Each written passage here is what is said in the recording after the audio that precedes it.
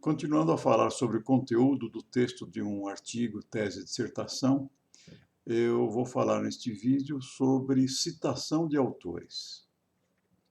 Nos capítulos de introdução, material e métodos de discussão, são inseridas informações já publicadas, tanto por outros autores como por você mesmo que está redigindo o texto.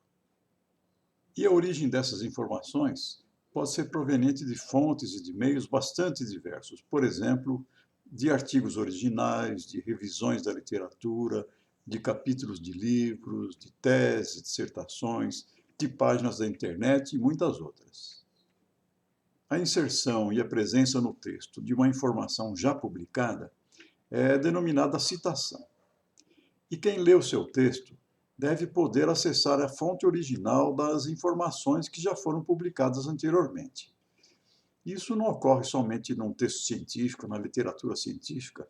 Você já deve ter visto em jornal, rádio, televisão, em uma revista, que quando é uma informação que foi dada em outra fonte, é sempre mencionado que essa informação já foi publicada anteriormente e a fonte que publicou essa informação.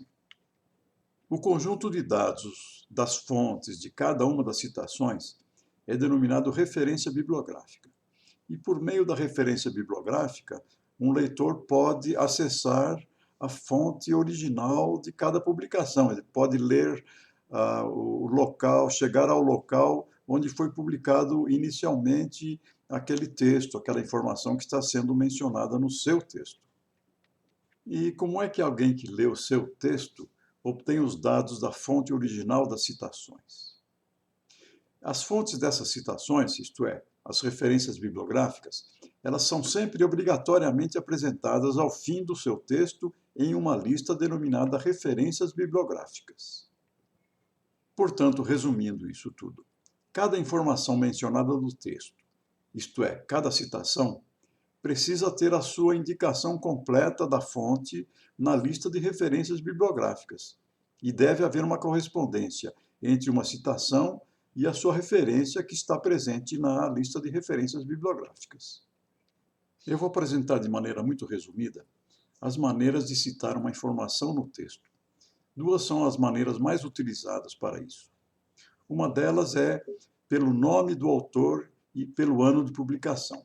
Por exemplo, você está citando a informação publicada por um autor.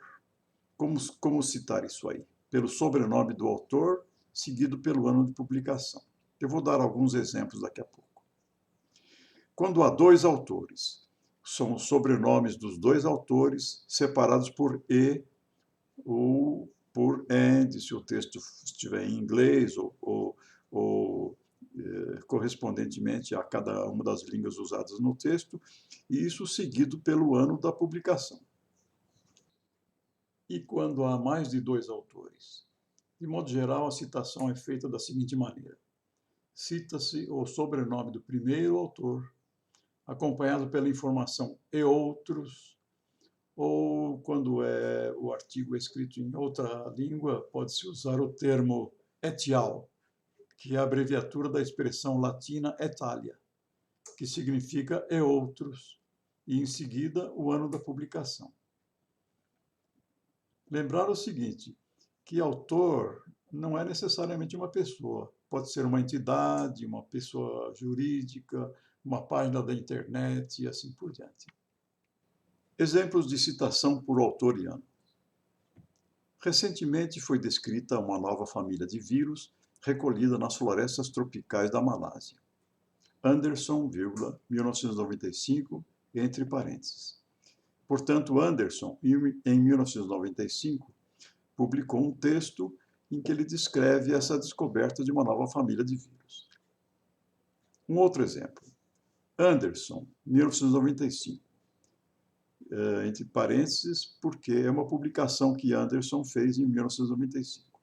Anderson, 1995, isolou em florestas da Malásia uma nova família de vírus, posteriormente denominada astrovírus. Anderson e Johnson, 2001, Smith et al., 2007. Nós temos duas citações, uma de Anderson, que isolou, e uma citação seguinte, que é sobre a denominação dessa nova família de vírus, que foi mencionada em um texto de Anderson e Johnson e de Smith et al. Em 2007. Notem que a expressão latina que se usa, et al., é uma abreviatura, portanto, ela sempre é acompanhada, seguida de um ponto. Um outro sistema de citação muito utilizado é o sistema numérico. Por meio desse sistema, uma citação recebe um número em sobrescrito, um expoente, ou então o sobrenome de um autor recebe esse número em sobrescrito. Por exemplo, uma nova família de vírus foi identificada nas florestas da Malásia. Nesse texto há, então, duas citações, número 5 e número 12. Ou, uma nova família de vírus foi identificada nas florestas da Malásia. Anderson, expoente 5, Anderson e Smith, expoente 12. E como se constrói a numeração no sistema numérico? Então, as formas mais comuns são as seguintes. Ela pode ser sequencial, pela ordem de aparecimento no texto. Por exemplo, o primeiro autor citado naquele texto recebe o expoente número 1, o segundo autor, número 2, e assim por diante. A segunda maneira é de acordo com a posição do autor citado na lista de referências bibliográficas. E essa lista geralmente é construída pela ordem alfabética do sobrenome dos primeiros autores de cada texto, de cada citação. Isso que eu mencionei sobre regras de citação se refere principalmente à informação obtida de periódicos, de livros, de teses, de dissertações. Mas há informações obtidas de diferentes meios, por exemplo, relatórios técnicos, páginas da internet, códigos jurídicos, e cada uma dessas informações ela é citada e a referência bibliográfica é feita de uma maneira bastante específica. E por isso é essencial consultar uma bibliotecária, um bibliotecário, ou consultar seu programa de pós-graduação, ou obter essa informação de sites da internet. E qual o sistema de citação obedecer quando você estiver redigindo o seu texto? Isso depende muito. Se for uma publicação do texto em um periódico, é essencial consultar as instruções para os autores, que são fornecidas pelos publicadores de cada periódico. Isso é facilmente encontrado pela internet. E é muito importante obedecer exatamente a essas instruções, porque o seu texto, o seu artigo pode ser rejeitado, simplesmente porque você não obedeceu a essas instruções de como proceder às citações. Se você estiver redigindo uma tese ou uma dissertação, novamente, as instruções para a redação de cada citação devem ser rigorosamente obedecidas. Para isso, consulte o seu programa de pós-graduação, ou consulte a biblioteca da sua instituição, ou instruções fornecidas pela Associação Brasileira de Normas Técnicas, a ABNT. Mudando um pouco de assunto, quero mencionar duas formas de mencionar uma informação no texto, que são as seguintes: a citação indireta e a citação direta. Vamos começar examinando a citação indireta, também chamada paráfrase. Significa a menção com suas próprias palavras de uma descrição, de uma ideia, de um conceito publicado na literatura. Por exemplo, no fim do século XX, foi descoberta uma nova família de vírus nas florestas tropicais da Malásia. Anderson, 1995. Nesse artigo, Anderson, 1995, ele mencionou que essa nova família de vírus foi descoberta. E você está redigindo isso, está descrevendo isso com as suas próprias palavras, não são as palavras de Anderson. Quem escreveu isso no fim do século XX, foi descoberta uma nova família, foi você. E você está citando o Anderson. Por outro lado, a citação direta é a transcrição literal, a transcrição exata de um trecho, de uma descrição, de uma ideia, de um conceito publicado na literatura, na internet ou qualquer outro meio. Então, é a cópia exata do que o autor publicou. Exemplos de citação direta. Segundo Anderson, 1998, a nova família de vírus recolhida em florestas tropicais da Malásia foi denominada astronovírus. Esta família é composta de 5 vírus e assim por diante. O que existe nesse trecho aqui? Segundo Anderson, você que está mencionando isso aí, é uma publicação de Anderson em 1998. A nova família de vírus recolhida em florestas tropicais da Malásia foi denominada astronovírus. São palavras que o próprio Anderson, em 1998, nessa publicação, redigiu. É a cópia exata do que ele escreveu. Depois continua com o que você está mencionando. Esta família é composta de 5 vírus, assim por diante. Outro exemplo.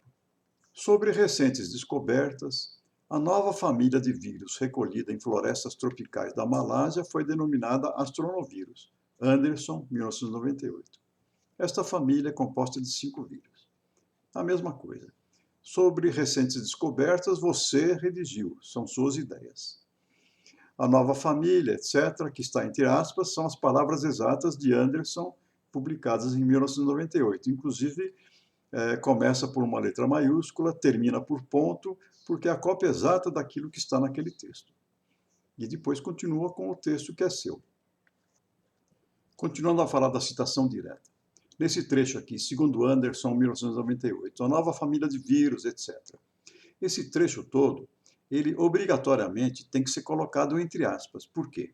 Porque as aspas são uma sinalização de que o trecho foi copiado integralmente de uma publicação anterior. A transcrição literal, a cópia de um texto, sem uso de aspas e sem citação do autor, dos seus autores, é considerada plágio. E praticar plágio é uma grave transgressão, tanto ética como legal. E quem faz isso pode estar sujeito a punições, porque é uma apropriação indevida dos escritos de outros autores. E veja o seguinte, na internet existem agora vários aplicativos específicos para detectar plágio, portanto, não pratique plágio, nunca faça uma coisa dessas. Sempre que você copiar o trecho de um outro autor, você deve citar exatamente esse autor e colocar esse trecho entre aspas. É sempre muito importante ler e citar os trabalhos originais, mas às vezes isso não é possível. Por exemplo, autores cujos originais estão inacessíveis. O texto de algum autor que está em uma biblioteca, em algum lugar do mundo, e você não tem acesso. Como fazer isso aí? O que se faz é o seguinte, por exemplo, alguma coisa escrita por Socratófilos, um obscuro autor grego, muito antigo, e você não consegue ler esse texto, mas você necessita citar. O que acontece? Oliveira, em 1945, teve acesso a esse texto e publicou as informações que Socratófilos escreveu originalmente. Você pode fazer isso aqui. Socratófilos, segundo Oliveira, em 1945, propôs a teoria e assim por diante. Outra maneira. De acordo com Socratófilos, citado por Oliveira, 1945, página 212, a teoria e assim por diante. Outro caso é o de textos escritos em uma língua que poucas pessoas no mundo conhecem. Por exemplo, um trecho escrito por Skipslen Tum, eu que inventei isso aí. É um autor que escreveu numa língua que atualmente só 12 ou 13 ou 15 pessoas no mundo conseguem ler, e você provavelmente não é uma delas. Mas acontece o seguinte, Silveira, em 1902, ele teve acesso a esse texto de Skipslen Tum, e ele conhecia a língua em que ele escreveu, traduziu e publicou em 1902, de maneira que você tenha acesso a esse texto. Então, você pode citar isso. Cita o autor, seguido por Apud Silveira, 1902. Apud é uma expressão latina que significa segundo Silveira ou de acordo com Silveira.